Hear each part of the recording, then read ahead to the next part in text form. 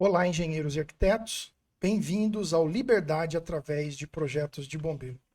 Aqui eu ajudo engenheiros e arquitetos a faturarem pelo menos R$ 15.000 por mês com projetos de bombeiro. O meu nome é Hugo Baroni e eu sou especialista em projetos de bombeiro. Eu fiz carreira no Corpo de Bombeiro, onde me aposentei como major. E lá eu analisava projetos e fazia vistorias. E por isso eu ganhei muita experiência na área. E hoje eu separei um assunto muito legal para nós. Nós vamos falar sobre as medidas básicas de proteção e combate a incêndio. A gente vai dar uma passada rápida por essas medidas e na verdade, nós vamos falar apenas sobre as medidas básicas. Nós não vamos falar sobre algumas medidas específicas. Então, basicamente, nós vamos falar sobre as medidas que cabem a todas as edificações. Então, tem algumas medidas que elas são básicas para todas as edificações, independente do tamanho, independente da altura e da ocupação de cada edificação. Tá? E essas medidas, apesar de serem medidas aqui chamadas de básicas, medidas que são comuns a todas as edificações, elas são muito importantes. E nós, aqui nessa aula, vai ser um bate-papo muito legal, porque a gente vai pegar um caso genérico, nós vamos imaginar um caso, preste muita atenção, porque é muito legal, e lá no final eu vou fazer um link com um caso prático, e aí vocês vão ver o quanto é importante e de que forma essas medidas de proteção e combate a incêndio podem salvar vidas, tá? Então, acompanhe essa aula até o final, acompanhe esse bate-papo até o final. Vai ser assim uma pincelada sobre essas medidas de proteção e combate a incêndio, mas vocês vão ver o quanto elas são importantes para gente salvar vidas, tá? Então, eu venho falando aí nas nossas aulas, né, da importância, da falta de profissionais, de como essa área ela pode ser uma área rentável e assim é muito importante a gente entender algumas coisas, tá? Então, inicialmente, eu só queria fazer um preâmbulo aí, a gente vai falar de quanto falta profissional nessa área, de como que está carente e de como você pode fazer carreira nessa área, tá? Então, assim, existe um buraco hoje, um vácuo de profissionais. A gente não tem profissionais que realmente entendam da parte técnica, que realmente saibam o que estão fazendo. É claro, existem alguns profissionais, mas a grande maioria que hoje está atuando na área, eles não se aprofundam e não têm conhecimento técnico. E não tem muitas vezes a noção do problema, do que eles podem causar nas edificações. Então essa aula é esse link aí, tá? Então você que quer viver da parte de proteção e combate a incêndio, preste atenção nessa aula. Esse ramo da engenharia é capaz de te trazer ganhos expressivos, de ganhos para você aí mudar de vida, sair do que você está fazendo hoje, sair aí da carteira assinada e pular para um outro patamar, tá?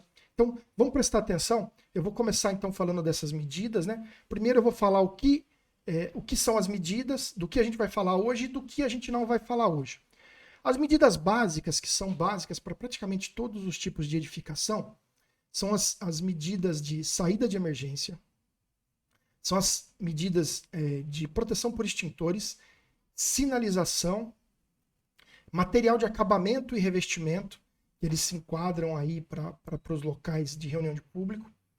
E basicamente são essas medidas que nós vamos falar hoje, tá?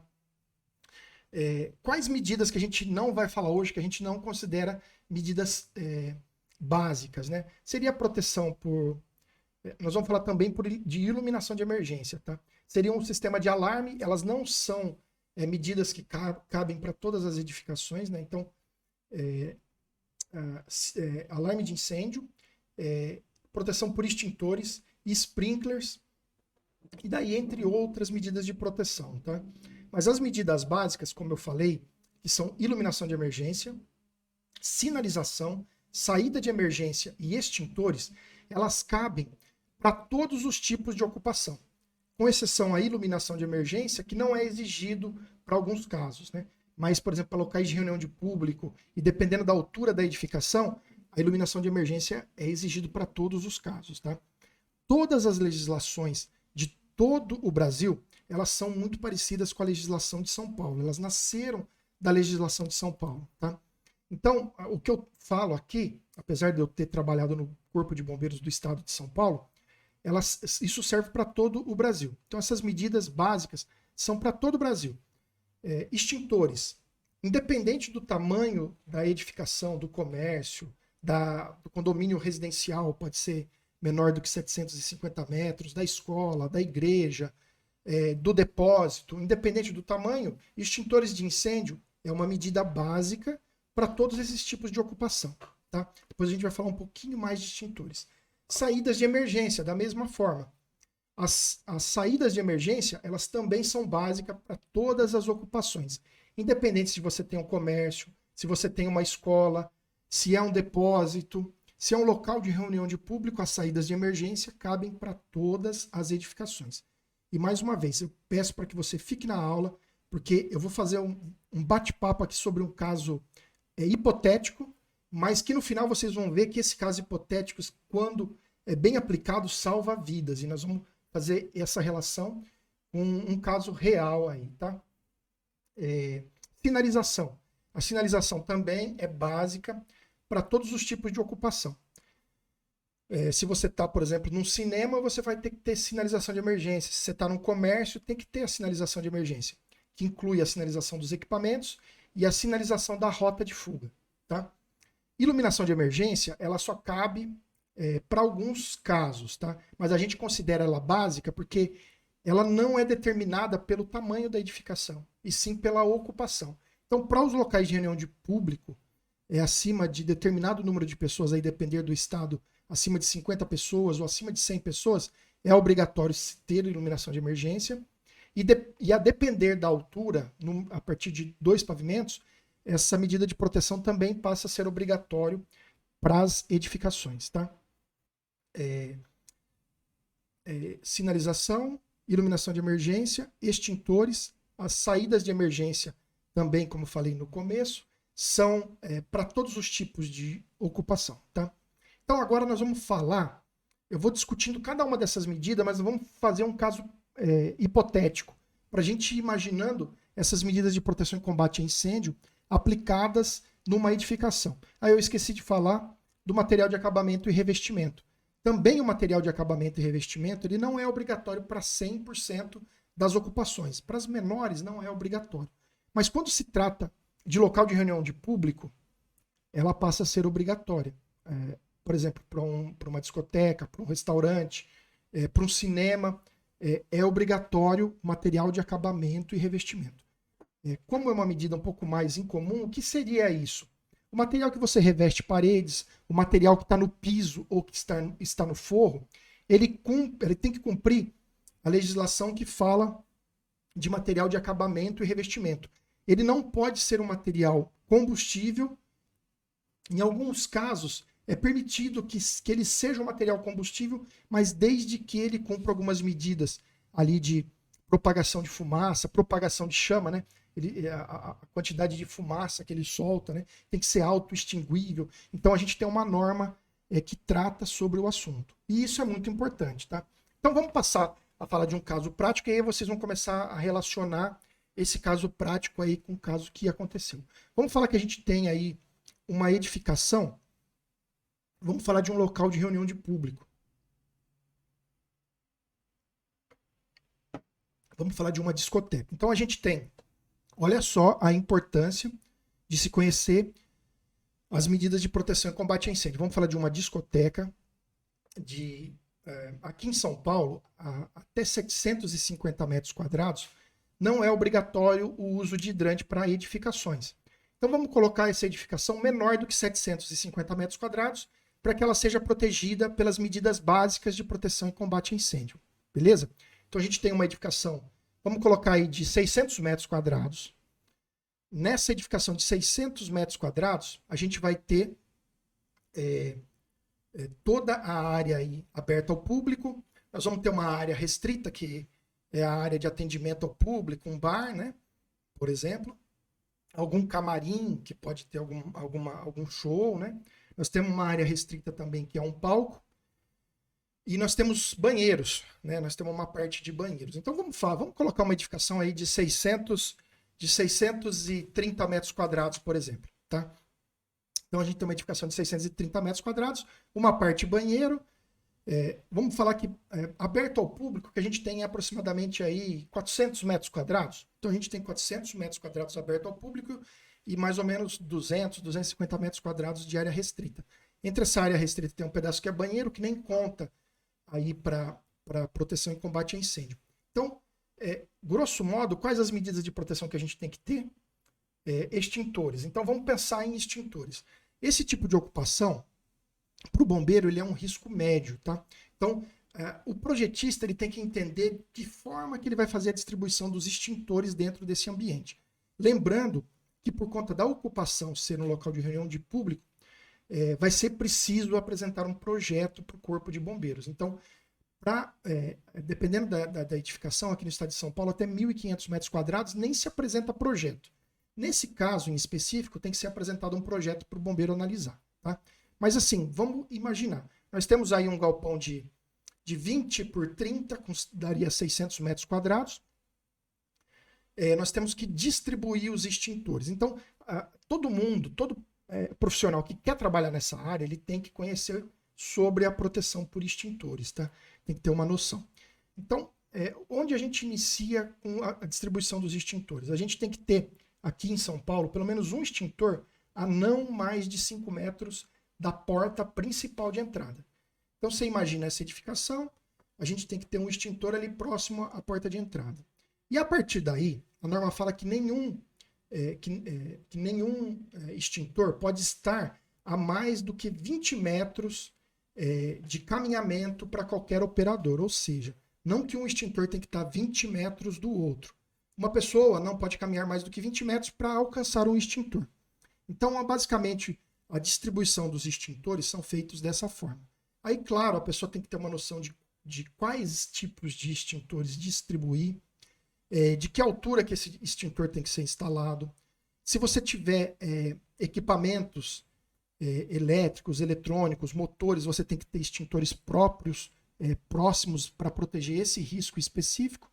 Mas, enfim, dessa forma você faz a distribuição dos extintores por esse ambiente. E aí, se os extintores estiverem bem distribuídos, você imagina que uma pessoa não pode caminhar mais que 20 metros para alcançar o extintor.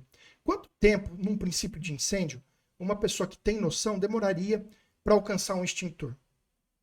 Muito pouco tempo, né? Para alguém num passo um pouco mais rápido para andar 20 metros, vai demorar o quê? 15 segundos para pegar esse extintor, mais 15 segundos para voltar. Então, em questão aí, algo próximo de 30 segundos, você teria alguém combatendo o início de um incêndio, no máximo. Porque a gente pode ter, dependendo da distribuição, vão estar até mais perto aí os extintores, tá? Provavelmente por uma área dessa daí, você vai ter 3, 4, 5 extintores. Quando a pessoa, quando o engenheiro ele faz a distribuição de forma até mais rigorosa, talvez a gente tenha aí meia dúzia de extintores distribuídos, 8 extintores nesse ambiente. Então você tem 8 extintores distribuídos, você pode ter aí 8 pessoas catando esses extintores para combater um princípio de incêndio. Daí você já deixa de alastrar um incêndio por conta dos extintores, tá? Mas não menos importante, além dos extintores, a gente também falou da sinalização de emergência, né?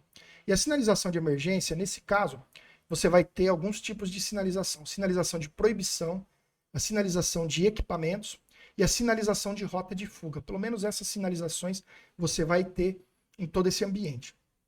Então, sobre os equipamentos que vão ser os extintores, você já vai ter a sinalização. Então, de forma inteligente, essa sinalização vai estar, a base dela, pelo menos 1,80 m de altura.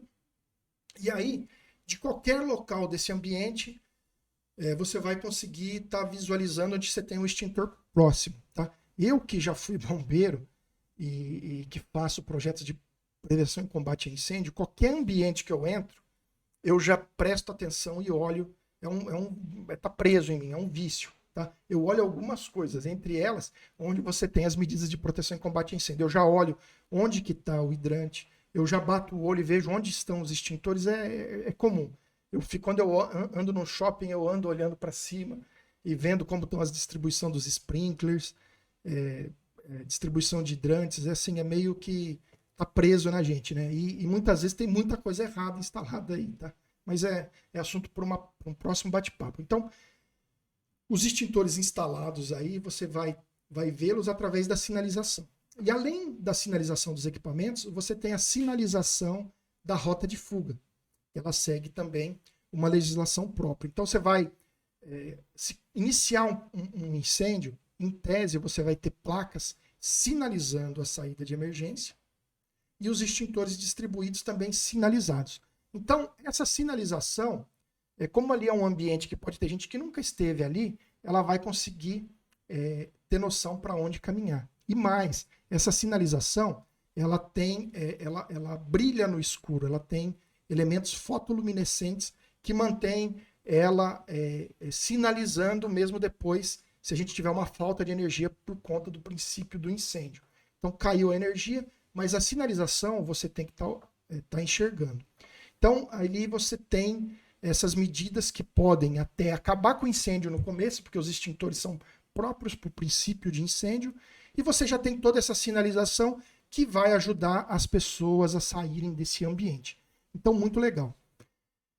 Nós falamos, então, de extintores e sinalização. É muito importante essas duas medidas, tá? Elas salvam vidas de fato, tá? Muita gente aí que passou por situação de incêndio e que você tinha a sinalização bem feita, elas relatam que o que salvou a vida delas foi a sinalização.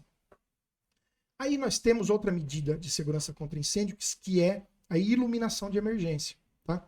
Então, o engenheiro que atua nessa área, ele já tem que saber que para um local de reunião de público como esse que eu falei, de mais ou menos 600 metros quadrados, nós vamos ter pontos de iluminação de emergência distribuídos de uma forma que evita das pessoas entrarem em pânico, tá? A iluminação de emergência mantém a claridade nesse ambiente, bem distribuído e funcionando de forma adequada. É lógico, não vai ficar um local claro, não dá para permanecer no local, mas ela vai direcionar e vai manter as pessoas com calma e sabendo onde estão para sair do ambiente. Então nós vamos ter iluminação de emergência. A iluminação de emergência, a norma fala que você tem que ter elas próximas aos locais de saída, para que você tenha pelo menos 5 lux ali perto de escadas e das saídas de emergência, e 3 lux de forma geral. E a norma fala que esses pontos, esses pontos de iluminação de emergência devem estar no máximo a 7,5 metros da parede e 15 metros um ponto do outro, tá? Pessoal, por que eu tô falando, tô batendo um papo e mostrando isso para vocês, tá? A parte técnica é muito importante para quem quer seguir nessa carreira, né? Ela porque muita gente fala que não adianta nada você saber a parte técnica se você não tem clientes, né? Mas você tem que se preocupar com a parte técnica. A parte técnica faz parte desse mundo. Então, o básico, pelo menos essa noção das medidas básicas, é super importante você ter uma noção, ter alguém que possa te auxiliar. Porque você imagina você pegar um projeto desse e o tamanho da responsabilidade que é. Tá? Parece um local pequeno, né? Para quem é habituado a fazer grandes projetos, 600 metros quadrados é um ambiente pequenininho, é um projeto, em tese é um projeto simples, tá? Mas iluminação de emergência, então. Então, a gente vai ter lá os corredores iluminados, o ambiente com uma iluminação mínima, a sinalização, os extintores que foram usados no começo. Então, você imagina as pessoas ali dentro, quando você inicia, quando você tem um princípio de incêndio, o que acontece? A brigada já deveria desligar a iluminação de emergência, né? Então quem tem noção desliga, mas o próprio curto que acontece muitas vezes por conta do incêndio já vai cair energia. Quando cai energia, acenderam-se esses pontos de iluminação de emergência, a sinalização ela começa, ela tem um destaque por ter essa fotoluminescência, e aí você tem também os extintores distribuídos, as pessoas que têm noção, né, eles vão ali iniciar esse combate a incêndio logo no início para estar apagando esse fogo aí que vai ser controlado rapidamente. Lógico, as pessoas vão estar saindo, mas tudo vai acontecer de forma tranquila. E aí eu vou falar de outras 2 medidas que são bastante importantes, tá? Você acredita que isso pode salvar a vida, né? Tudo que eu falei é feito para salvar a vida. Parece que as plaquinhas de sinalização são coisas bobas, mas não são. Os extintores a gente vê em todo lugar, mas salvam vidas, tá? Iluminação de emergência, em casos aí de pânico, em casos de incêndio, vai salvar a vida de pessoas. Então, engenheiro, entenda esse mundo que você está entrando, busque alguém que possa estar te auxiliando e pegando na sua mão no início e tirando as suas dúvidas e não deixando você cair em enrascadas, tá? Aí vamos falar agora nós temos mais duas medidas de medidas básicas de segurança contra incêndio para falar. Uma é saídas de emergência e outras é o material de acabamento e revestimento. Eu vou falar agora de material de acabamento e revestimento. Então, como eu falei lá no início, o material de acabamento e revestimento é tudo que vai revestir as paredes, o piso e o forro. O piso, muito comumente, ele é um material incombustível, né? Praticamente em todos os lugares. É claro que em alguns lugares a gente tem carpetes instalados, isso é muito comum em auditório, é muito comum muitas vezes em algum saguão de hotel, nos corredores, quartos, né? Esse piso e qualquer um desses materiais, ele tem que cumprir a legislação de material de acabamento e revestimento. Esse material tem que ter um tratamento. Se ele não é um material anti-chama de fábrica, você tem que passar um tratamento, ou com uma tinta, ou tem alguns produtos que você lava, por exemplo, tecidos aí, e esse material passa a ser um material anti-chama, um material que cumpre a legislação. Então, o engenheiro ele tem que saber tá explicando para o proprietário que o proprietário tem que cumprir essa legislação. Então, é óbvio que se o engenheiro for lá renovar um espaço e ver que aquilo tudo está revestido de tecido, está tudo revestido de caixa de ovo ou de espuma as paredes, cara, isso é muito perigoso. Então, não vai estar cumprindo a legislação. Então, você tem que, inclusive, orientar o proprietário e muitas vezes você vai ter até que denunciar se você vê que é uma situação de risco e você visitou ali e você não tomou providências, você pode ser corresponsável, né? Então você tem que orientar a pessoa e, inclusive, dependendo da situação, até denunciar se a pessoa não quiser tirar esse material de acabamento e revestimento. Veja o quão importante é você conhecer de legislação e proteção e combate a incêndio, tá? Então, assim, você que quer viver dessa área, você tem que ter alguns pilares, né? Um dos pilares é uma sua boa apresentação, outro é você conhecer tecnicamente o mínimo e ter em quem se apoiar para não fazer nada errado que pode complicar para você, e outro é ter os clientes. E essas três coisas têm que andar juntos. Você tem que ir atrás dos clientes, mas ao mesmo tempo você tem que estar estudando ou tem que ter alguém que possa te ajudar a resolver qualquer problema, tirar dúvida e não deixar você cair em alguma enrascada, tá? Então, o material de acabamento é esse cuidado que você vai ter com o piso, com parede, com revestimento de teto. Tudo isso faz parte do serviço da engenharia e combate a incêndio. Então, você vai estar orientando o seu cliente. É claro, se ele tiver, por exemplo, um forro de madeira, ele tem como passar um verniz anti-chama. Se ele tiver alguma espuma nas paredes para abafar o som, essa espuma ela tem que ter passado por um tratamento anti-chama com laudo do fabricante. Tudo isso tem que estar ensaiado para ser apresentado para o bombeiro e para você, engenheiro, se eximir de responsabilidades e deixar o local seguro. Você fazendo dessa forma, você não vai ter problema, tá? Então imagina aquele caso, você teve um princípio de incêndio, um curto, ou alguém ali que acendeu um isqueiro, ou que acendeu um artefato de fogo de artifício, alguma coisa, uma brincadeira, mas teve aquele princípio de incêndio em algum lugar, mas assim, esse incêndio não vai se espalhar de uma forma rápida. Por quê? Porque você, engenheiro, tomou todos esses cuidados. Você se cercou desses cuidados. Tem um princípio de incêndio ali em algum equipamento, alguma coisa, alguém rapidamente vai trazer um extintor, vai apagar esse incêndio, as paredes estarão protegidas, você não vai ter um incêndio se alastrando de forma desordenada e tudo vai estar sinalizado e iluminado.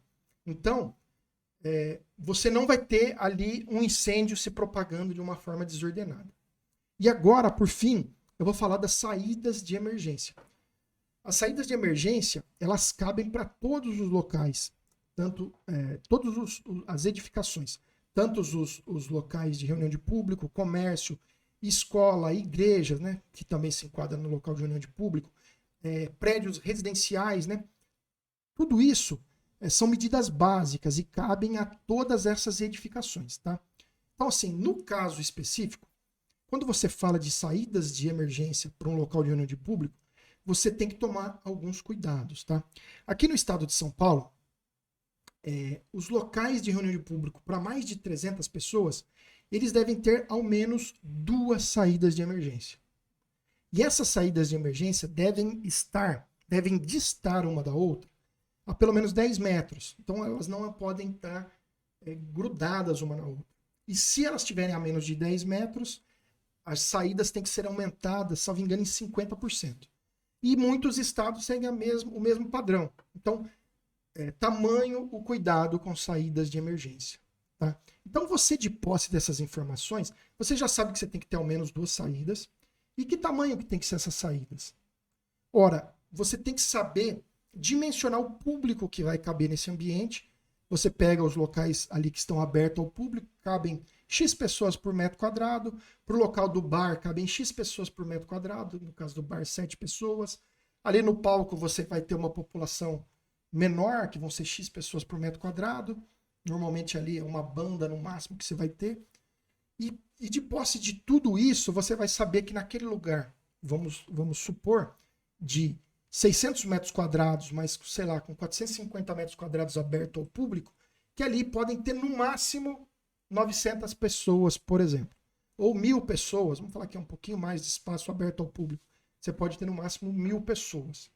E aí, você vai fazer a conta de quantas unidades de passagem você vai necessitar para escoar esse público desse ambiente. Tá bom? Então veja que a gente fez toda uma construção. E aí a gente chegou nas saídas de emergência, que agora a gente sabe que tem que ter 2 portas, e essas 2 portas, cada uma delas, as 2 somadas tem que dar 10 unidades de passagem, que cada unidade de passagem equivale a 0,55. Então a gente tem que ter, falando assim, grosso modo, nós temos que ter 5,5 metros de saída. É claro que a unidade de passagem, muitas vezes, ela não é quebrada, a porta tem uma outra regrinha que a gente olha lá. Mas vamos dizer que nós tenhamos que ter 5,5 metros de saída. Pelo menos 5,5 metros. Distribuído em 2 saídas, uma 10 metros uma da outra. E aí a gente tem toda a legislação básica protegendo a vida. E nós temos o engenheiro que se preocupou e que soube prestar esclarecimentos para o proprietário, que soube denunciar se o proprietário está fazendo a coisa errada, soube entrar num lugar e já saber que aquele local está seguro ou que não está seguro. Até quando ele vai frequentar um lugar, você tem que ter noção. Eu, por exemplo, quando eu vou no local, eu já sempre olho quais as saídas alternativas, qual que é a saída mais próxima, né? Você está protegendo, às vezes, sua família, as pessoas que você ama ali, você sempre presta atenção. E o engenheiro de segurança contra incêndio, ele tem que se preocupar muito mais. Ele tem que se preocupar com a segurança de todos que vão estar naquele local. Tem que se preocupar se aquele ambiente realmente está sendo um ambiente seguro, tá? Então a gente descreveu aí uma discoteca, pouco mais de 600 metros quadrados, que cabem aí cerca de 1.000 pessoas.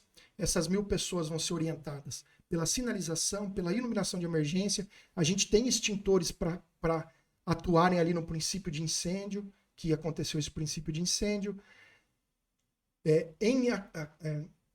O incêndio sendo controlado no começo ou não, as pessoas vão conseguir sair por conta das saídas bem dimensionadas, né?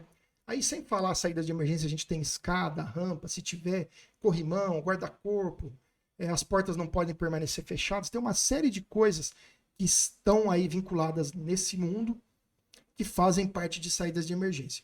E dessa forma, praticamente você projetou de forma muito coerente, muito competente e salvou vidas, tá?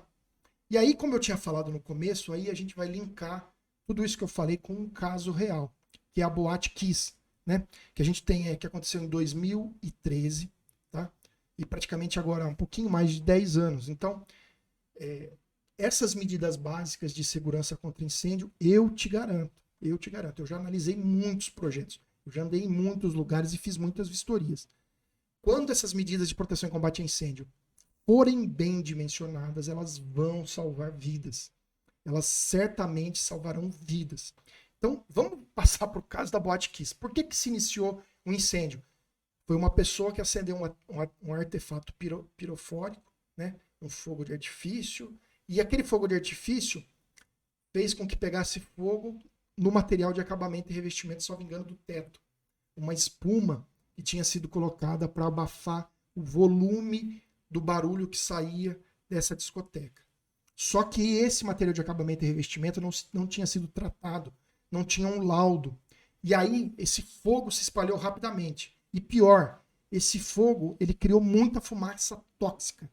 E aí a iluminação de emergência não funcionou. Eu não sei se ela estava distribuída de acordo com norma, mas não funcionou a contento, as luzes não acenderam. Então, a fumaça rapidamente muito densa cobriu talvez algumas placas de sinalização que tivessem, e aí não adianta, porque você tem um elemento semissólido ali, né? Aquela fumaça causa uma barreira à luz, e mesmo que ela tivesse ali funcionando a sinalização, ela não conseguiu fazer a sua função. E aí, os extintores, não sei se funcionaram, mas quando você criou tudo isso, eu não sei se também estavam bem distribuídos e se funcionaram. Eu sei que um ou outro extintor funcionou, mas o incêndio se propagou de forma muito rápida, muito mais rápido do que poderia ser, né? E aí não tem como você combater esse incêndio com extintores em vários lugares ao mesmo tempo, e aí ninguém segurou o incêndio. E pior, sinalização e iluminação de emergência acabou não funcionando, né? As pessoas não conseguiram entender onde estavam, o que estavam fazendo. E as saídas de emergência, uma estava fechada, tinha barras na frente dela, e a outra acho que demoraram para abrir, e não sei se estavam dimensionadas de forma proporcional ao público que poderia estar ali dentro. Outro caso também, ainda sobre saídas de emergência, é que até onde eu sei, haviam mais pessoas do que poderiam ter nesse ambiente. Então você imagina, porta para menos, porque porta não abriu, mais pessoas ali do que poderiam ter, um pânico generalizado, fumaça tóxica. As pessoas não sabiam para onde estavam correndo, vocês devem ter acompanhado, algumas foram para banheiro, morreram prensadas, né? Então foi assim, um caos. 242 pessoas mortas. 242 pessoas mortas. Como eu falei no começo, é um projeto simples, né? 600 metros quadrados, né? De fato, é um projeto simples, mas existe uma responsabilidade gigante do engenheiro de segurança contra incêndio, tá?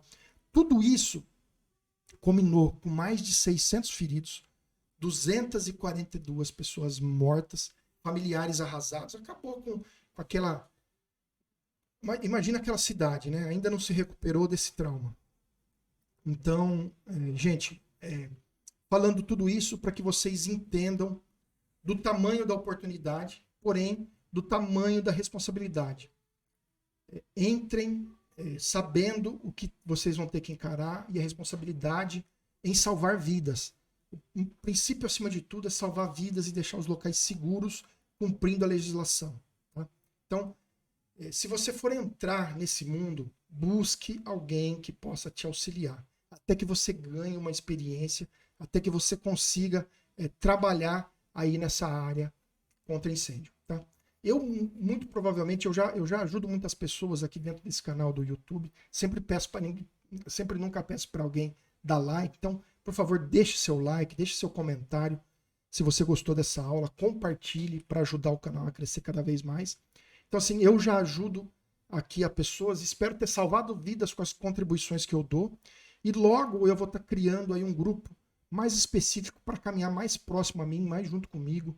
Eu vou estar preparando aí uma mentoria, um curso para algumas pessoas aí realmente estarem muito capacitadas a fazerem projetos de proteção e combate a incêndio. Tá bom? Mais uma vez, muito obrigado. Meu nome é Hugo Baroni, sou especialista em projetos de bombeiro. Se você quer entrar nesse mundo, acompanhe os meus canais, acompanhe as minhas aulas, que nós vamos longe, tá bom? Um abraço e até a próxima aula.